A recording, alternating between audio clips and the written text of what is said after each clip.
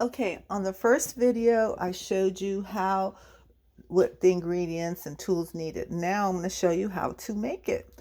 So I first plug in my Instant Pot and hit the yogurt setting, and I have it for 10 hours. The next thing I do is I'll add 2 cups of the Chobani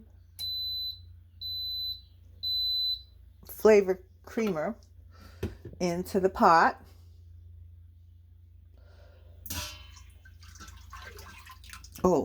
Into the pot. That was 2 cups of the Chobani into the pot. And then I will put some more milk because I already took some to dissolve the whey. So I'll just put it in. I don't have to measure, but I'll just clean out the rest of the creamer out of the. That goes in there. Then I will put the dissolved whey. Then I will put the dissolved whey. I think it's still some little lumpies in there, but it should be okay. It'll dissolve as soon as it hits.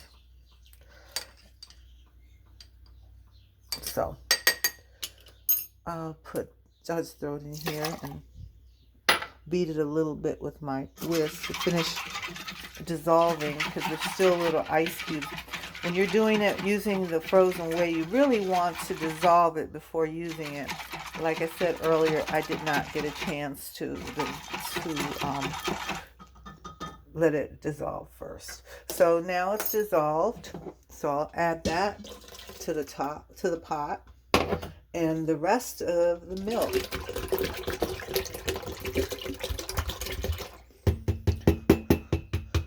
So all milk has been put.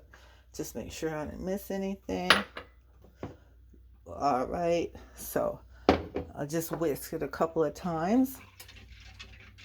Make sure everything is mixed together real well. Okay, so I'll set this aside. And what I do, I'll put 1 layer of paper towel.